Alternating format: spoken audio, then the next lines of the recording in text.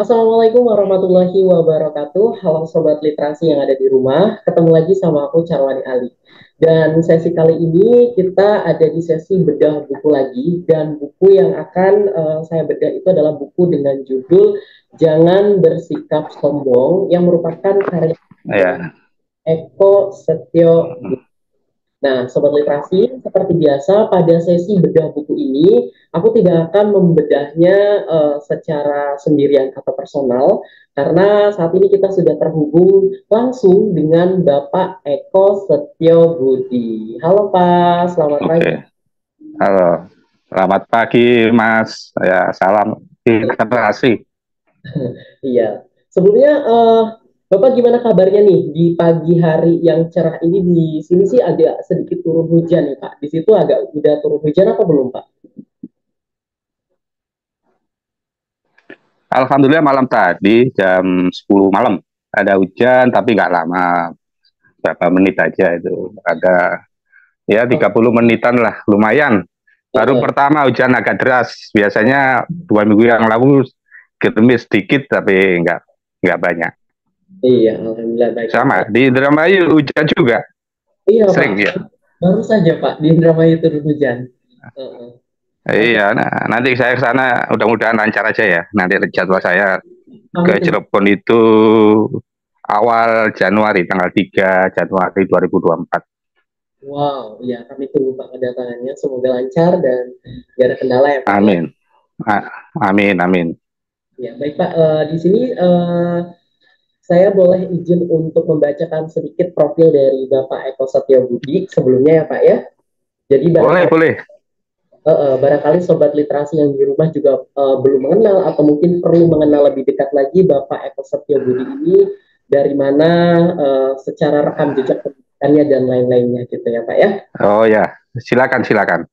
Ya, jadi sobat literasi kali ini saya sudah terhubung dengan Bapak Eko Setio Budi yang merupakan penulis dari buku yang akan kita bedah hari ini dengan judul Jangan Bersikap Sombong. Jadi Bapak Eko Setio Budi ini lahir di Sidoarjo 5 September 1962. Dan beliau ini menamatkan SDN-nya di Pucang Anom di Sidoarjo juga, sedangkan SMP-nya di SMPN 1 di Sidoarjo dan SMA-nya juga di SMAN 1 Sidoarjo pada tahun 1982. Oke, jadi ini kebanyakan Hmm. pendidikannya di Sidoarjo semua ya Pak ya. Wow. Iya, di Sidoarjo sekolah negeri semua. Oke, wow. Itu sekolah favorit semua itu. SMA Iya ya, Negeri Pak. satu, SMP Negeri satu. Pada saat itu memang sekolah negeri kan masih sedikit ya. Bagus banget Pak. Ini kualitasnya juga udah kelihatan soalnya salah Ke satu rumah. uh, udah kelihatan salah satu bukti nyata bahwa sekolah tersebut menghasilkan orang-orang hebat yaitu seperti Bapak ini yang akhirnya bisa Terima kasih. Terima saya kasih Mas Ari ya. Bapak. Oke, jadi sobat literasi lalu beliau ini tuh melanjutkan pendidikannya di D3 ahli LLAJR di Badan Diklat Direktorat Jenderal Perhubungan Darat di Bekasi pada tahun 1996 dan program sarjana studi ilmu ekonomi dan studi pembangunan pada Universitas Ahmad Yani di Banjarmasin pada tahun 1993 dan program sarjana magister manajemen pada STIEA di Surabaya pada tahun 2014. Selain itu, Hmm. di tahun 2021, beliau ini juga menyelesaikan program sarjana studi ilmu Al-Quran dan Tafsir atau IAT Sekolah Tinggi Agama Islam Al-Akbar Surabaya. Masya Allah. Luar biasa banget. Itu Pak, aduh. Iya, iya, Dan luar biasa banget sih Bapak ini ya. iya. Jadi ini saya jelaskan mengenai pendidikan saya, boleh ya Mas Ari ya? Boleh, boleh. Ya, tadi kan SD, SMP, SMA sudahlah sekolah favorit saya, bisa masuk situ adalah perjuangan berat juga itu karena bersaing Iya, rata-rata banyak orang-orang pinter lah itu kan. iya, Terus wow. alhamdulillah setelah lulus SMA saya mau ambil kuliah ya, eh, setelah SMA itu saya mau kuliah ke UGM tapi nggak masuk itu, eh, ambil jurusan geodesi waktu itu ya. Terus ada kesempatan masuk sekolah diploma 3 ahli LHJ di Bekasi. Nah itu saya pikir kerja di situ, nggak tahu disekolahkan. Ya udah saya kerja aja dulu sambil kuliah itu ya, maksudnya saya gitu. Tapi di sana di Bekasi ternyata dimasukkan asrama selama 3 tahun. Jadi sekolah itu gratis semua, dari tempat tidurnya, ya, makan dan minumnya, bajunya, dan peralatan sekolahnya, guru-gurunya juga, dosen-dosennya juga top semua, dari UI, juga ada dari asing. Yang dari asing itu dari Inggris, karena ilmu transportasi murni itu berasal dari Inggris ya gitu. Juga dari Italia. Karena pada tahun 80-an itu LAJ itu transportasi murninya itu belum berkembang atau belum ada. Nah, saya itu kan cuma LHC sifatnya banyak operasional ya, ke lapangan dan sebagainya itu. Jadi saya itu perintis juga itu di LHC itu, untuk belajar transportasi murni, betul-betul ilmu transportasi, apa itu arti lalu lintas, apa itu transportasi. Kalau orang dulu nggak paham, yang penting orang kerja cari duit. Nah, tapi ini kan teman-teman saya seangkatan sudah banyak S3 itu di sekolah transportasi, baik lulusan dalam negeri maupun luar negeri gitu. Nah, terus yang S1-nya di Ayani itu ada kesempatan kuliah sore ya. Ya saya kerja kan setelah lulus dari Bekasi, penempatannya di Banjarmasin. Nah, saya tidak ingin tertinggal dengan teman-teman yang lain di Jakarta, di Pulau Jawa. Saya harus cari kuliah lah, walaupun di swasta. Itu ada kesempatan sampai selesai. Nah, setelah itu saya pindah tahun 2010 ke Surabaya dan ambil kuliah S2-nya di situ tahun 2012 sampai 2014 selesai ya, ambil jurusan sumber daya manusia. Saya senang mindset seorang itu akan harus dari pendidikan, dari kualitas manusianya dulu gitu kan. Nah, terus yang berikutnya menjelang saya pensiun 2020 di Kementerian Perhubungan, saya kuliah lagi, justru jurusannya agak menyimpang ini ya, jurusan agama. Iya, teman-teman saya tuh kaget. Jadi waktu itu saya masuk 2015. Kan ada junior saya itu sekolah juga situ, sekolah tinggi agama Islam, Masjid Al Akbar Nasional itu masjid terbesar di Jawa Timur, ya, masjidnya gede itu ya, orang itu gede itu kan gitu, 10.000 lebih lah gitu. Jadi alhamdulillah waktu itu masuk sekolah agama jurusan ilmu Al-Quran dan tafsir. Mas santrinya itu ada 33. Setelah dalam perjalanan banyak yang merotol deh, ya, itu ada keluar, ada yang menikah, ada yang kerja. Jadi waktu sudah itu angkatan saya itu tinggal 3 orang itu yang bisa menyelesaikan pendidikan S1 ya. Saya sudah S2 kembali S1 lagi karena jurusannya memang agama, yaitu karena saya mau masuk pesantren sudah tua ini kan, cari di pesantren di mana pesantren. Makanya ada sekolah yang kesempatan mengenai pendidikan agama di Masjid Al Akbar itu untuk para karyawan bisa sekolah, bisa kuliah situ.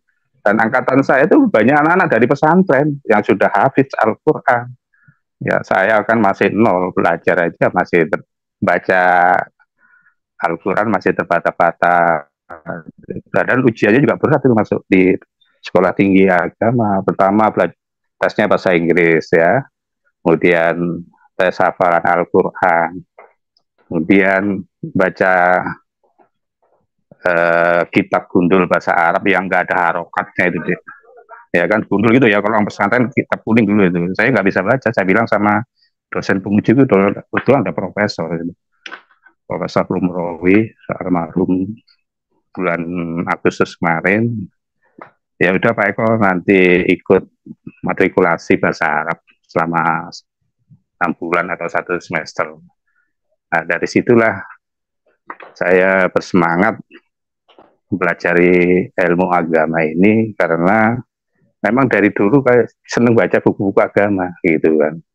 Nah, inilah akhirnya saya tersalur, dan menjelang saya wisuda itu Profesor Umrowi itu malah kasih tugas itu. Ini ada catatan-catatan atau diktat yang belum selesai ditulis oleh Profesor Umrowi itu. Satu bandel itu ada 9 judul itu, Mas. Nah, itu saya suruh nulis. Saya kok tulis saja. Kalau orang nulis itu sedikit ya. Kalau orang dakwah ya, ya dengan mulut itu sudah banyak lah ustadz-ustadz itu ya. Kalau orang menulis itu sangat sedikit. Jadi orang nulis itu kan artinya abadi ya Mas ya. Betul, Kan buat sejarah, kan juga peradaban ke depan itu dari nulis juga kan gitu. Oh, jadi saya siap Prof itu. Jadi saya tulis pertama kali saya menulis dengan profesor itu judulnya Menikmati Hidangan Allah Al-Quran. Nah, Menikmati Hidangan Al-Quran itu buku pertama kali saya terbit tahun 2022 bulan Maret. Nulisnya tapi 2021 saya udah nulis 2021. Sebetulnya mulai 2020 sudah menyicil itu Mas. Kenapa saya produktif itu? Karena saya 2 tahun itu sudah menyicil. Sekarang kan 2 tahun saya sudah menerbitkan 18 buku. wow, Masya Allah, luar biasa Pak. Iya, coba aja di biografi saya itu tentang penulis kan banyak kan, tahun 2022 sekian buku, ada 6 buku ya kan. Satu karya yang Bapak tuliskan itu salah satunya ya Pak ya. Iya. Oke. Iya. Terus 2023 ini saya sudah nulis 10 buku, ini mau nulis lagi nih. Wow. Kemarin ke adab juga saya udah janji kan akan nulis novel ya. Ini kan tantangan ya, buku fiksi. Semua yang tulis saya semua ini adalah buku non fiksi ya. Saya tantang nulis buku fiksi. Saya ambil dari teman-teman saya sendiri ya, di pengalaman waktu teman SMP. Jadi saya sering reuni itu. Jadi teman-teman cerita masa lalu. Jadi saya cari tokoh-tokohnya itu, nanti saya tulis dalam sebuah buku. Jadi judulnya itu nanti catatan anak SMP punya cita-cita gitu ya. Gitu. Terus yang kedua, saya ini lagi sudah jalan nulis tentang buku judulnya Tipologi Kota Delta Antara Religi, Tradisi, dan Industri. Jadi ada 3 tipe yang khas di Kota Sidoarjo. Kota Sidoarjo kan disebut Kota Delta.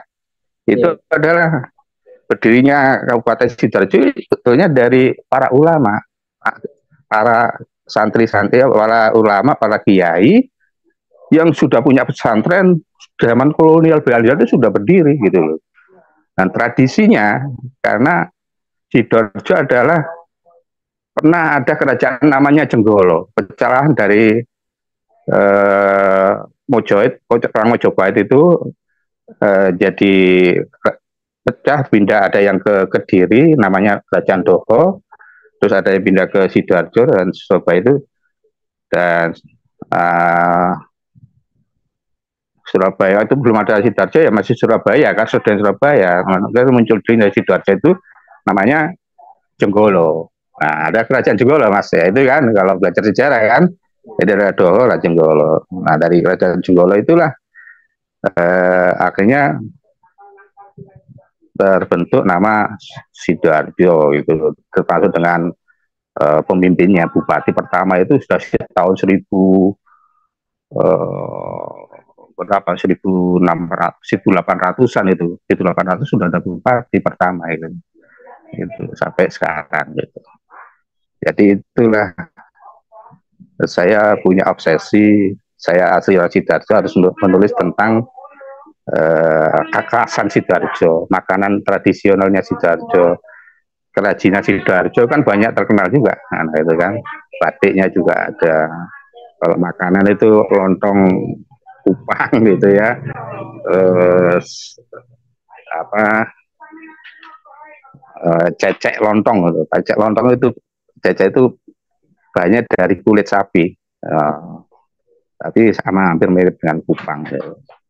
Itu yang obsesi saya. Ada 2 buku ini saya tulis, tapi yang untuk yang novel saya kasih ke adab lah gitu.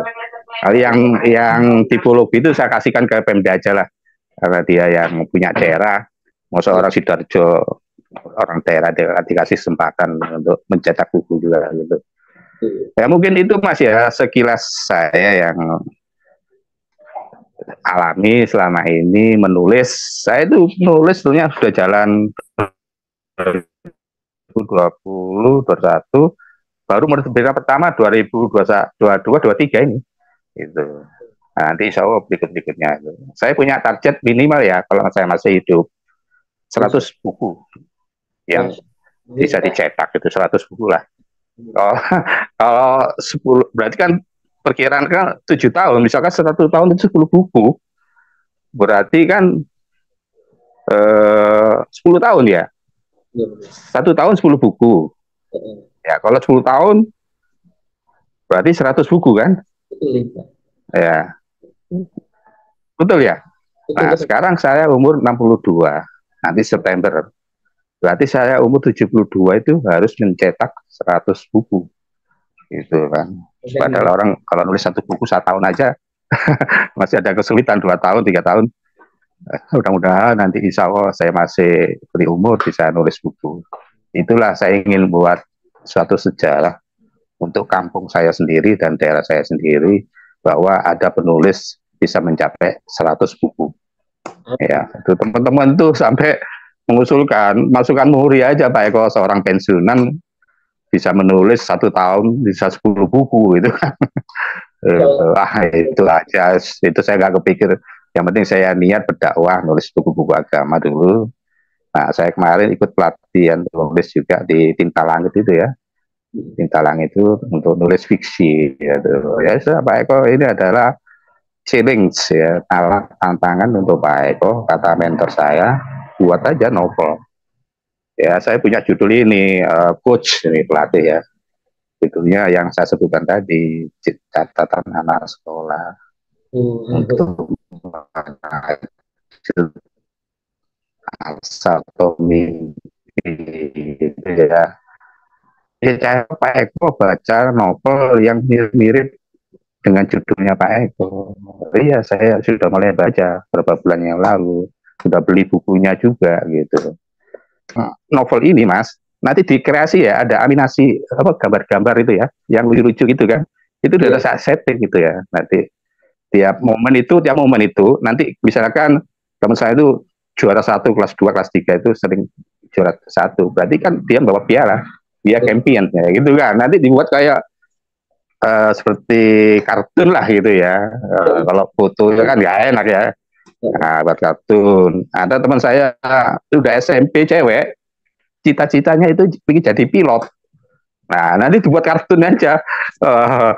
Cewek naik pesawat di pilot ya. Gitu. Jadi ya lucu-lucu gitu ya. Ada yang cinta monyet itu juga kan, kayak Romeo Juliet. Kita buat aja. Macam-macam zaman itu. Mungkin itu sekilas itu Mas ya. Saya terus mengenai buku ini, kenapa saya menulis buku ini. Jadi latar belakangnya ini ketika saya mengikuti pengajian kitab Tambihul Ghafilin, atau artinya peringatan dari orang-orang yang lalai. Tambihul Ghafilin itu bahasa Indonesia adalah peringatan orang-orang yang lalai, orang yang lupa. Itu karya Abdullah As-Samarkandi, lahirnya di kota Samarkandi itu dekat Laut Kaspia, karena Asia Tengah itu ya. Terus pengajian itu, kitab ini diadakan tiap hari Jumat pada maghrib. oleh kiai saya, kebetulan pengajiannya dekat rumahku kan gitu, Kiai Soleh Qasim itu. Jadi beliau itu meminta setelah disampaikan ceramah ini ya, kan kita Tambi Wafilin itu berjilid-jilid. Saya itu waktu-waktu masuk itu sudah jilid ke empat, empat dari ya. Di 1, 2, 3 saya nggak ikut. Nah, karena kenal beliau itu tahun 2021 baru saya bisa nulis gitu. Saya tulis resume, jadi pengajiannya nggak lama, cuma 30 menit aja. Cuma berapa halaman, 2 halaman, 3 halaman dibacakan, disampaikan oleh kiai. Saya mencatat, saya tulis, gitu ya. Saya kumpulkan sampai setahun, jadi tulisan resume itu saya buatkan satu buku, namanya juga berjilid. Ini kan yang seri ketiga, buku yang ini. Jangan bersikap sombong. Iya, seri ketiga. Seri pertama itu cetakan lain, judulnya Sabar Itu Indah. Cetakannya dari Bogor ya. Terus yang kedua juga dari Bogor, judulnya Pakit dan Juhud. Dan yang ketiga saya percayakan ke penerbit Anda. Gitu. Ya, karena saya sudah cocok dengan Anda, ya inilah saya coba lah ke penerbit Anda ini. Ya itulah yang pertama kenapa saya nulis buku itu, karena Pak Ya itu pingin omongan saya itu ditulis ya. Kalau didengar kadang hilang. Kalau diresum kan saya ketik, saya copy, Jumat berikutnya itu saya bagikan ke jamaah. Jamaahnya ada 60 sampai 70 orang. Saya ngopi sampai 75 gitu kan. Jadi itu saya nulis. Jadi ya dari kiai saya, Pak Kiai Soleh Qasim gitu ya. Kan di pengantarnya itu kan saya sebutkan kan Mas. Coba dilihat Mas. Di pengantarnya itu. Nah, pengantar itu kan ada ucapan terima kasih ya, ucapan terima kasih itu. Itu ada pertama itu Dr. Kiai Haji Soleh Qasim MSD. Ucapan terima kasih, yang diucapkan terima kasih. Dokter Kiai Haji. Iya betul, iya betul. Ya itu kan tiap Jumat pada maghrib kan. Betul. Dia perkenan saya, dia berkenan saya untuk menulis. Ya saya rasa boleh lah. Ya boleh silakan. Nah, nanti saya jadikan buku. Ya bagus gitu kan gitu. Gitu. Nah, terus kedua idenya dari mana? Nah, ya idenya ya tetap dari Pak Kiai ya. Tapi judulnya saya yang memilih gitu aja. Nah, kenapa mengambil judul ini? Ini jawabannya. Saya mengutip bab waktu pengajian itu ada tentang bab tentang kesombongan. Itu kan isinya, bentar ambil contoh bukunya ya.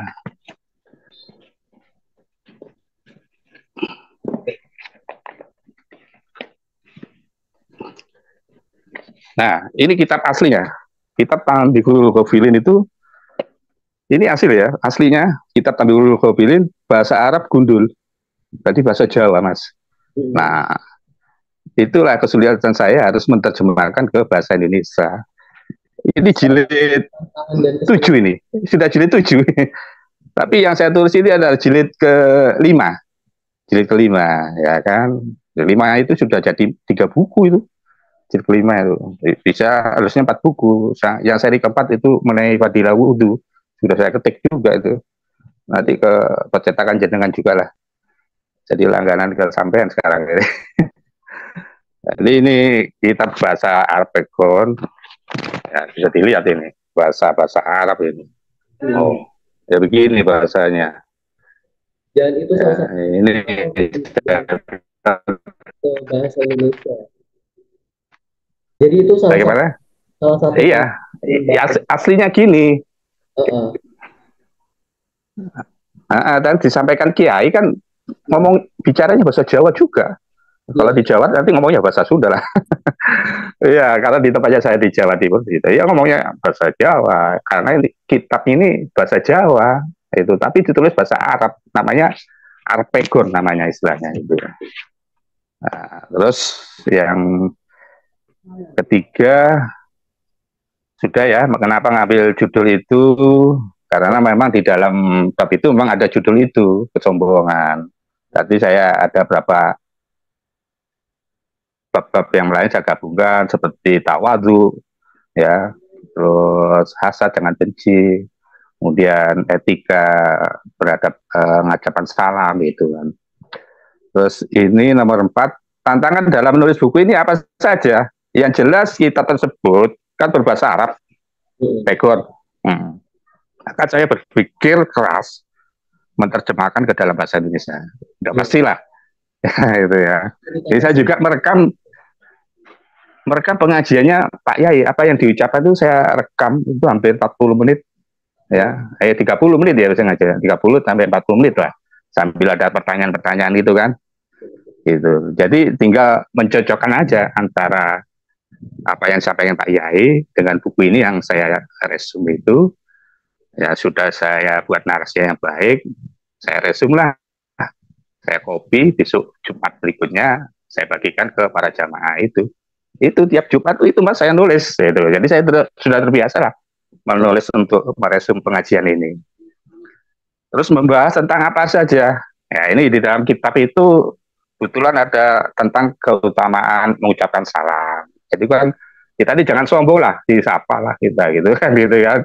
Assalamualaikum, ya kita wajib kan masuk ke rumah orang itu kan harus mengucapkan salam itu, atau menyapa di jalan itu salah satu adalah adab ya, adab tentang untuk menyapa orang, silaturahmi gitu kan.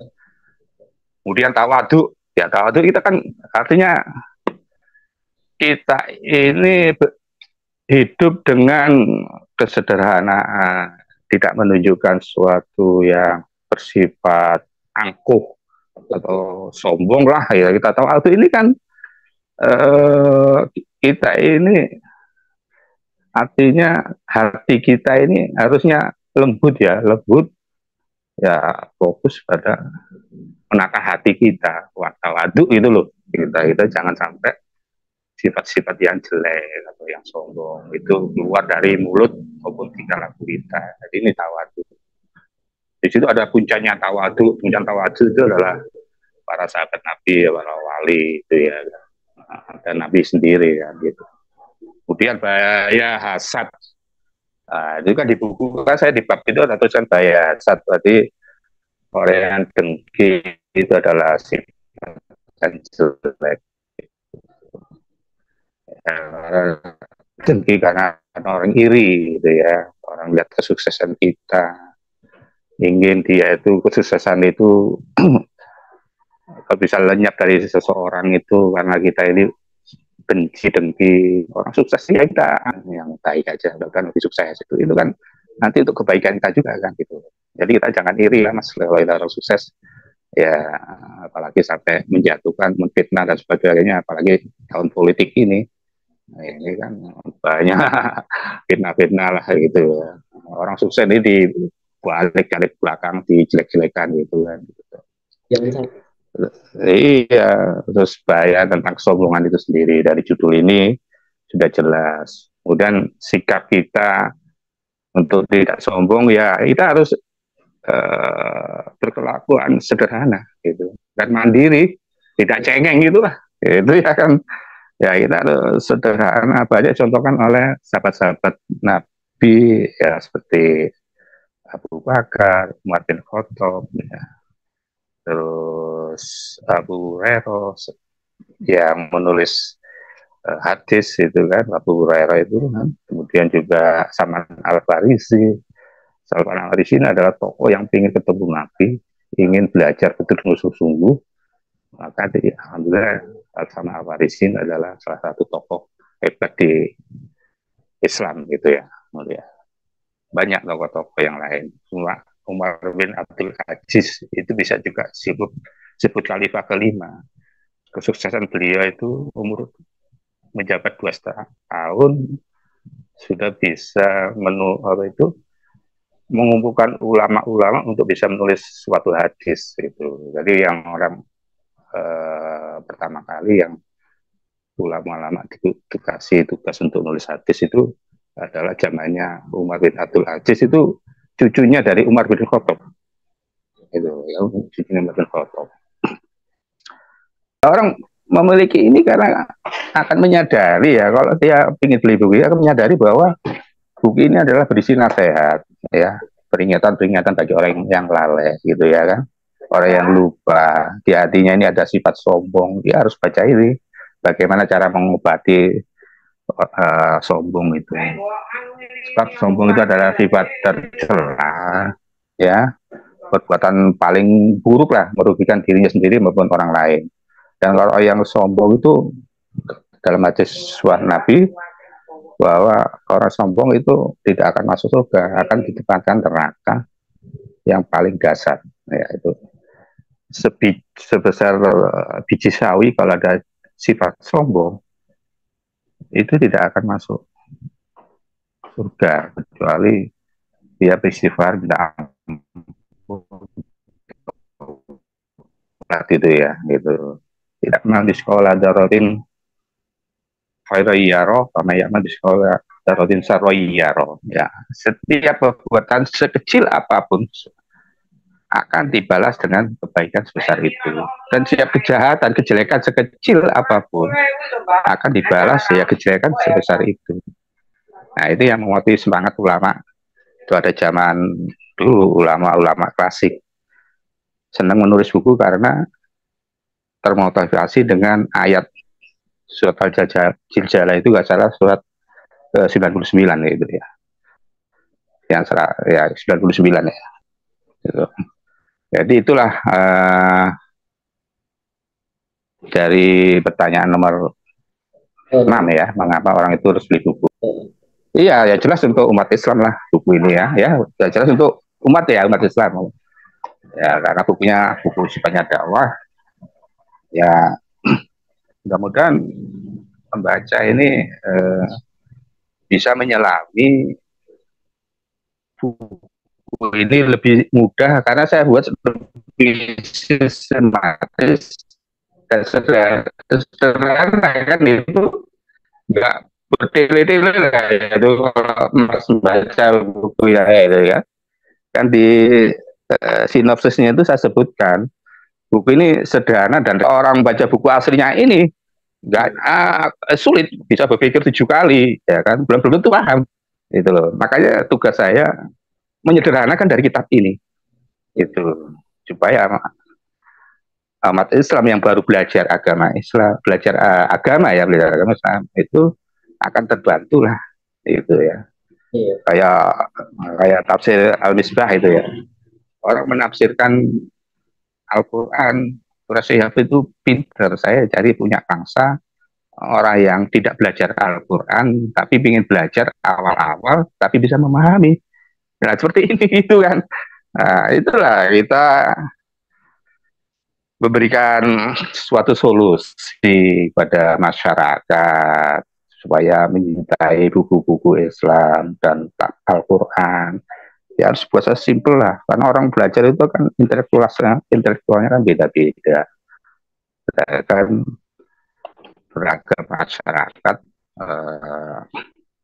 kemampuan untuk membaca, belum tentu baca sudah mengerti, dan baca itu juga harus memahami kan gitu. Nah itu Mas, saya ini sudah alhamdulillah mungkin sudah terjawab dari 7 pertanyaan. Ya silakan ada yang ditanyakan lagi, bebas saja, apa bisa dikupas lagi gitu. Silakan Mas Ali. Sebelumnya terima kasih ya Pak sudah menjawab pertanyaan-pertanyaan dari 1 nomor 7 yang sebelumnya sudah dikirim oleh tim penerbit adab ke Bapak ya. Dan jawabannya luar biasa banget, karena setelah saya pribadi pun menyimak dalam proses menyelesaikan buku ini dari persiapannya sampai menerbitkannya, itu juga suatu proses yang luar biasa banget gitu Pak ya. Terus ada satu pertanyaan yang mungkin ini sih Pak, dari segi segmentasi ini kan memang dikhususkan untuk umat Islam gitu, tapi untuk ada umur nggak menurut Bapak di buku ini tuh yang wajib orang tuh harus memiliki buku ini tuh untuk secara umur nih, ada nggak Pak untuk harapannya gitu, segmentasi usianya? Ini segmentasinya ya jelas jalan remaja sampai dewasa ya itu. ya anak muda lah bisa membaca ini. Ya itu tidak saya detail saya sebutkan, saya selalu masalah untuk umat Islam ya, umat Islam yang sudah dewasa, yang sudah akil balik gitu loh, sudah berpikir gitu loh. Kalau anak-anak ya mungkin bukunya cerita anak tentang cerita kisah itu. Kalau ini kan perlu perenungan, pemahaman bagaimana merubah ya sikap kita yang tidak baik menjadi baik gitu kan. Sikap kita yang sombong ya, kita harus kikis habis supaya kita sikap sederhana, menghormati orang.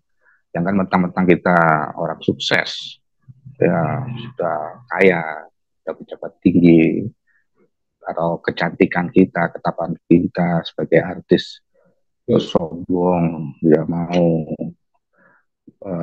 silaturahmi, atau dari awal itu saya sebutkan menyapa gitu kan, ya assalamualaikum atau apa itu kan, itu adalah sekecil pun yang kita ucapkan dengan Nabi aja dari anak-anak itu disapa dengan dada-dada tangan itu aja.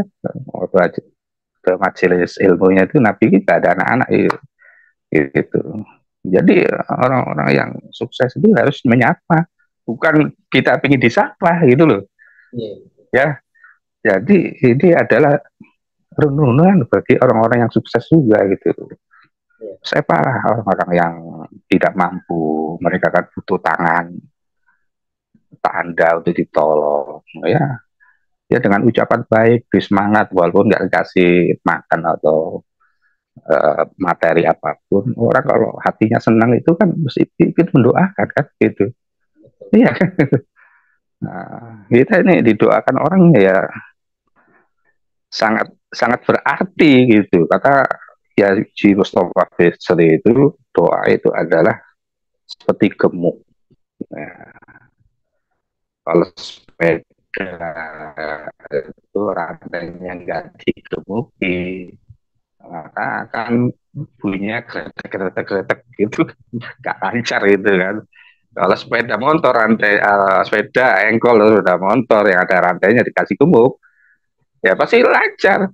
Nah itulah seperti doa. Doa itu seperti gemuk lancar. Kalau ada gemuknya, ya seret ya apa istilahnya tuh, jalannya berat gitu kan. Jadi itu Mas Karmani Ali. Ini ada berapa orang di sini? Di mana? Ah, benar, Bet. Di penerbit adab ada 12 orang, Pak. Oh, 12 orang. Ini yang Zoom ini Mas Karmani Ali sendiri atau dengan didampingi teman lainnya? Di ruangan khusus sendiri sih Pak, sendiri. Jadi, kita punya studio sendiri gitu. Untuk salah satunya ada seperti bedah buku ini gitu. Iya. Insya Allah nanti buku-buku berikutnya saya tertarik layoutnya itu loh, kreatif ya. Pertama itu Anda itu kreatif. Kelebihan dari adab ini apa? Benefitnya kan ada 16 ya benefit itu ya. Kalau terpenuhi semua, saya kan punya modal banyak. Kalau ada punya modal uang banyak, saya langsung nyetak yang 500 buku lah, biar masuk Gramedia ya. Jadi lagi Pak, ini soal judul bukunya nih ya Pak ya. Saya boleh tanya Pak, ini apakah memang salah satu dari target Bapak sendiri atau ide sendiri gitu, mengambil judul jangan bersikap sombong gitu? Karena menurut saya pribadi ya Pak ya, ketika saya membaca buku ini dari judulnya ini kayak nuansa-nuansanya tuh lebih kayak ke general gitu loh, tidak terlalu kayak menjorok ke pengisian, isinya tuh tentang keagamaan gitu, dan itu sangat, ketika saya membaca judulnya tuh udah wah ini buku tentang apa gitu. Ketika saya membuka ini tuh masya Allah, karena apa ya, isinya tuh tentang, isinya beragama-agama yang bermanfaat untuk diri sendiri juga, pengingat diri sendiri. Ya betul betul. Nah ini luar biasa gitu Pak, menurut saya sebagai seorang pembaca gitu. Ini salah satu ide atau target Bapak juga, bahwa oh judulnya mending ini karena judulnya tuh general tapi isinya itu tuh tentang keagamaan gitu. Nah itu gimana Pak? Ya memang judulnya kan judulnya universal ya, semua orang ya. Tidak orang Islam aja, ya tidak orang umat Islam aja. Agama pun pastikan ini sikap sombong itu pasti dihindari ya. betul. Agama semua apapun loh ya, tidak Islam yang lainnya kan, pasti tidak menginginkan orang itu sombong, gitu kan. Karena ya memang isinya ini aslinya itu saya ngambil menukilnya dari sini mas, tidak lepas dari situ. Tapi saya tambahi dari Pak Ya itu kan penjelasan hadis ini kan semua hadis kan, hadis ya, dari judul buku Jangan Sombong ini adalah dasarnya dari hadis itu. Pastikan tidak akan masuk surga orang. Terus saya tambahi juga dengan realita ini dengan kondisi saat ini gitu. Saya sebutkan ini kan di kata pengantar bahwa untuk memperjelas hadis ini supaya bisa tercerna gitu kan. Kadang hadis ini kan perlu ada tafsir. Tafsir hadis itu ada tafsir asbabul wurud namanya mas ya. Kalau saya belajar agama itu penafsiran hadis itu namanya asbabul wurud. Penafsiran Al-Quran adalah tafsir ya kan, namanya asbabun nuzul. Kalau Al-Quran asbabun nuzul, kalau penafsiran hadis adalah asbabul wurud. Nah itulah dari asbabul wurud ini saya harus menjelaskan dengan realita kondisi-kondisi saat ini gitu. Berarti disesuaikan dengan relatan saat ini juga era zamannya ya Pak ya? Iya, supaya apa? Supaya nyambung dengan kondisi saat ini gitu. Ini saya kasih contoh-contoh khalifah yang tawadu ini kan sebagai contoh untuk pemimpin lah gitu kan. Ya. Terus yang mengenai akhlak itu juga masalah hati juga kan. Nah, sombong kan dari hati juga karena merasa lebih tinggi dari orang lain gitu.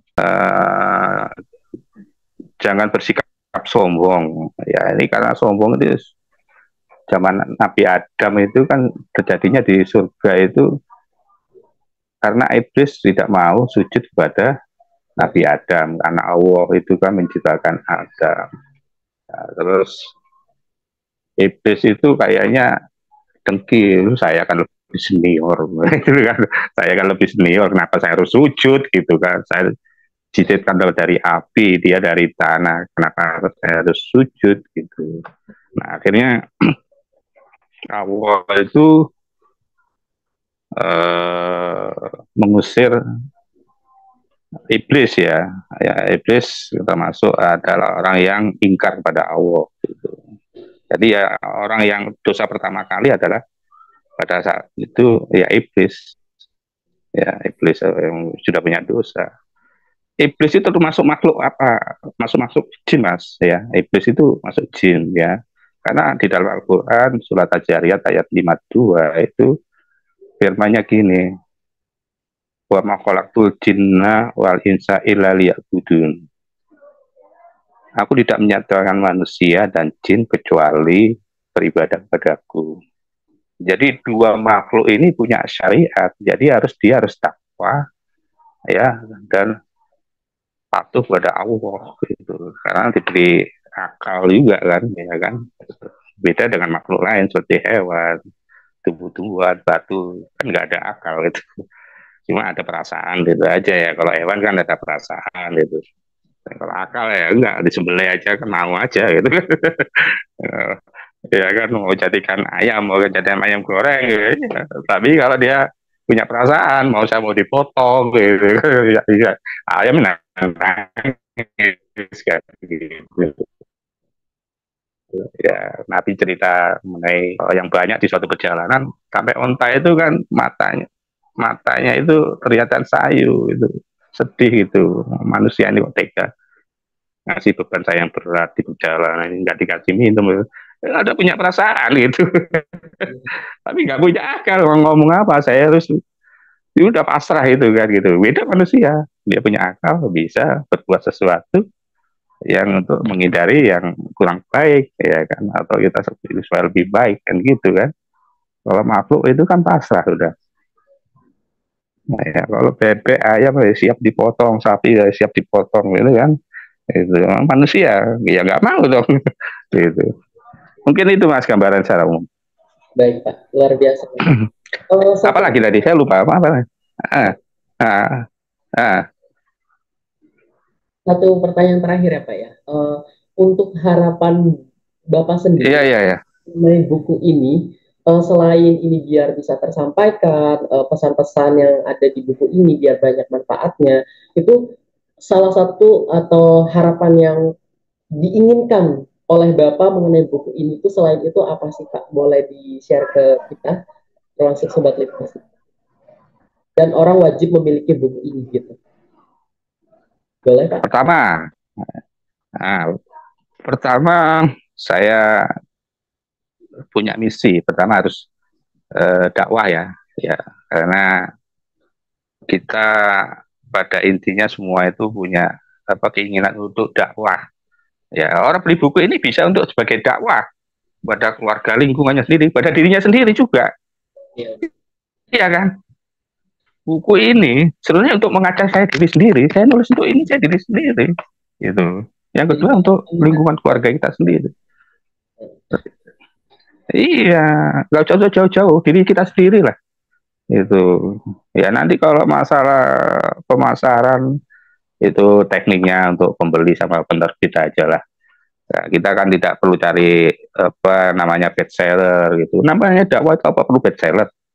Ya, kan agama ini kan intinya kan dakwah. Nabi itu kan dulunya kan menyiarkan agama Islam itu setiap orang asing, dakwah, dakwah secara tertutup dan dakwah secara terbuka. Jadi Islam pertama ya datang ke Nabi Muhammad itu, Nabi itu suruh terang-terang loh dakwah. Itu sampaikan dakwah kepada keluargamu sendiri. Itu tertutup ya itu. Nyatanya kan banyak ditolak oleh Abu Lahab. Ya, Abu Lahab itu kan surat Al-Lahab itu kan namanya sendiri itu. Oh, Muhammad mau mengumpulkan saya ini nyatanya mau membacakan ini ya itu. Celaka kamu Muhammad gitu. Itu ditantang gitu ya. Kita juga gitu ngomong ini belum tentu orang mau gitu kan. Itu kan. Itu. Tapi kalau ada hidayah ya mudah-mudahan dakwah ini nyampe gitu ya ke lingkungannya sendiri maupun orang lain kan gitu. Pertama diri sendiri Mas sama lingkungan gitu ya. Nah, Nabi setelah 2,5 tahun dakwahnya secara tertutup baru terbuka ya diumumkan ke masyarakat kota Mekah ya lewat zaman dulu kan nggak ada mic nggak ada tapi kan mulai ucapan di suatu bukit yang tinggi itu dekat kota Mekah itu menyampaikan oh banyak ditantang itu ya oleh Abu Jahal, Abu Sofyan adalah musuh-musuh Rasulullah yang paling top lah pada saat itu. Jadi harapan saya buku ini pertama dakwah ya. Yang kedua para pembeli buku atau saya nanti atau keluarga saya ini sebagai introspeksi bahwa kita ini manusia pelupa. Nah, kalau diingatkan apa yang kita perbuat ini kalau tidak dari kita sendiri atau ada teman-teman yang baik, ya mudah-mudahan kita ini selalu terkontrol ingin berbuat baik terus. Gitu, Mas. Intinya kita apa? Kita ini bisa bermanfaat bagi orang lain gitu ya khairu amalan khairun nas in amalihi orang yang baik adalah orang yang beramal itu kan khairun nas min amali jadi orang yang baik khairu itu baik ya harus ya orang beramal gitu kan kalau anda nggak mau beramal ya bukan orang baik gitu loh salah satunya ya dakwah itu obsesi saya itu saya ingin dakwah dulu lah gitu. Kenapa saya termasuk produktif nulis-nulis agama? Intinya pesan guru saya untuk amal jariah Pak Eko gitu, dengan nulis buku. Iya, kalau dengan mengucapkan dari mulut, misalkan direkam pakai YouTube bisa hilang. Kalau buku kan nggak bisa hilang, sudah jadi sejarah gitu loh. Itu ya aku yang jadi termotivasi nulis. Saya punya target 100 buku selama 10 tahun. Ya ulama dulu aja itu selama hidup itu bisa sampai 500 loh, 500 buku. 400 buku. Semoga harapannya Itu. bisa wujud ya Pak ya. Setelah menurut Bapak, setelah sukses menerbitkan bukunya di penerbit Adab, kira-kira penilaian Bapak terhadap penerbit Adab ini gimana Pak? Kan kelebihannya dari penerbit lain kan ada benefitnya, ya ada diskonnya tadi ya kan. Terus hasil cetaknya itu bagus, layoutnya itu yang utama kan. Layoutnya ini harus cetakan bagus gitu loh. Dan komunikatif, saya akui jempol lah. Saya tulis WA itu direspon ya, walaupun sampai malam walaupun ya bisa direspon juga kan gitu kan. Padahal orang penerbit lain itu sudah jam sore itu sudah tertulis, nanti Pak besok tertutup sekarang, besok lagi nanti bisa dihubungi lagi kan gitu ya, muncul muncul gitu ya di penerbit itu kan gitu. Tapi kan Adab ini orangnya suka lembur kayak ini, kok sore-sore apa setelah maghrib Isya itu masih ada online apa itu terbuka terus gitu ya, itu yang saya suka itu percetakannya dan relatif cepat ya itu Mas ya dalam saya nanti saya nyotek saya nulis tentang novel itu saya harapkan seperti itu juga Mas. Saya targetnya nanti buku novel itu sudah terbit pertengahan setelah bulan puasa atau bulan puasa setelah hari raya, karena hari raya Idul Adha itu ada reuni SMP saya itu, buku itu sudah diharapkan teman-teman saya Mas gitu loh. Nanti perkiraan Januari itu buku saya selesai lah. Saya masih wawancarai 8 orang nih, berat ya juga meriset teman-teman saya ini. Saya tanyai pengalaman-pengalaman mereka. Belum tentu teman ini ketemu, pas ada sibuk. Jadi berkali-kali saya mengontek kan gitu kan. Itu berarti ini perjuangan saya. Ada yang teman yang saya jauh sebagai suatu tokoh dari Balikpapan. 8 semuanya itu perempuan semua. Itu untuk seri pertama. Nanti seri kedua khusus untuk laki-laki. Jadi berlanjut novelnya itu. Jadi pengalaman orang laki-laki sama perempuan itu gimana sih gitu kan. Kalau perempuan ini kan banyak melankolisnya gitu kan. Ya, kalau laki-laki kan banyak cerita kenakalannya gitu gitu. Gitu. Ya, saya harapkan Adab ini tetap profesional ya, tetap dijaga, karena komunikasi dengan kualitas cetakan bukunya ini saya termasuk terbaik lah di antara saya 5 cetakan itu ya. Ya itu kan lihat di tentang penulis itu kan saya sebutkan ya cetakannya itu kan. Ya saya kan fair loh ya, fair loh, betul itu jadi saya banyak. Jadi mudah-mudahan ada, makanya saya kepingin ke sana Mas itu loh. Jadi saya ingin berkenal dengan Anda sekalian, timnya Anda, gimana prosesnya.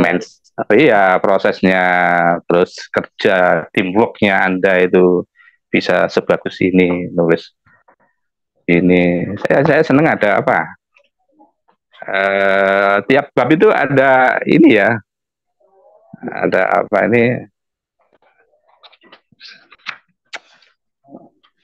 Terus kalau penerbit lainnya kan belum tentu mau nulis kayak ini apa reliefnya ini apa namanya reliefnya ya. Ini yang ada ini saya suka ini ada ini itu apa ini namanya relief lah Mas. Iya. Juga penanda. Nah iya itu ada relief ya. Kalau relief itu kan waktu saya sekolah SMP itu kan tulis di dinding tapi terukir gitu kan, kayak di candi-candi itu kan relief gitu kan, ada gambarnya yang uh, gitu. Itu terus apalagi tadi ya, kualitas, kecepatan juga, benefitnya itu sangat sangat ini apa, ada pilihan ya, itu sesuai dengan kemampuan penulis itu ya, dengan modal sekian kita bisa milih itu aja ya. Itu ya 4 poin itu ya, 4 poin ya udah cukup, itulah udah bagus sih waktu itu. Baik, Pak. Saya nanti Mas Ali, nanti kalau buku saya yang novel itu jadi, nanti beda buku lagi deh, ada talk show gitu loh. Boleh, Saya ini reuninya di Jogja. Nanti jenengan bisa datang, nanti kamar siapkan lah. Jadi kan nanti nginep lah 1 hari, sampai wawancari dengan tokoh-tokoh itu yang saya tulis gitu loh. Ya, itu apa kesannya gitu ya. Nah, gitu. Jangan nggak pakai datang ya, pakai Zoom ini lah, pakai TV, layar TV bisa. Tapi lebih enaknya datang, nah nanti direkam gitu, di shooting gitu. Ya, Pak. Itu salah. Ya, kalau misalkan pihak penulis berkenan untuk datang langsung pun bisa. Jadi kita memang ada studio. Iya. Ada, Pak. Biar apa, teman-teman saya itu antusias, loh penerbitnya datang ini kan. Jadi dia apa semangat tidak menyampaikan apa ceritanya sendiri di dalam bukunya sendiri sebagai tokoh ini ya. Nanti cerita banyak yang lucu-lucu loh Mas, untuk pengalaman sampean ini yang sudah senior saya ini, tidak orang tua cerita masa lalu gitu. Itu nanti insya Allah setelah hari raya Idul Adha reuninya itu ya, saya target nulis Februari selesai lah, nanti saya kirim sampai 2 bulan sudah selesai lah, bisa dicetak gitu ya. Terus, dengan revisi sekian 2 kali atau gitu, nanti menjelang hari raya udah dicetak gitu loh. Nanti saya pesan-pesanan itu, nanti teman-teman juga tak WA kan, siapa yang pesan, atau siapa pesan 1 atau pesan 2 atau lebih, nanti kan bisa sampai 100-an itu. Alumni saya itu SMP itu 126 orang. 126 gitu. Misalkan saya nyetak dulu lah, memodali dulu 50 buku. Jadi yang paket C itu ya, 50 itu ya. 50 buku. Yang paket B itu kan 25 buku. Yang 400 dulu paket apa itu? D ya. Paket A. Apa lo jadi paket A, B, C, D, E. Itu yang paling top. Itu ya, mulai hari ini saya undang nih kalau buku saya udah selesai. Gitu. Jadi Indramayu ke Jogja ya, saya mau nulisnya terbitnya deket-deket di Jogja, tapi saya takut deh cetakannya kalau nggak bagus kan, nyesel gitu kan. Itu kan penulis ya, kalau nyesel udah capek-capek nulis cetakannya nggak bagus, nyesel gitu kan. Nah kalau udah bagus ini kan semangat ya, betul nggak Mas Ali? Betul. Iya kan? Iya, penerbit yang menentukan deh kebahagiaan penulis tuh. Saya bahagia kalau baru 2 kali, pertama saya judul apa itu, mewaspadai panjang umur ya gitu. Baik, Sobat Literasi, itu adalah sesi bedah buku dengan judul Jangan Bersikap Sombong oleh Eko Setio Budi. Dan jangan lupa like, comment, share, and segitu aja videonya. Terima kasih. Wassalamualaikum warahmatullahi wabarakatuh. Terima kasih Pak Eko. Selamat pagi dan sehat selalu. Sama-sama, terima kasih. Salam literasi.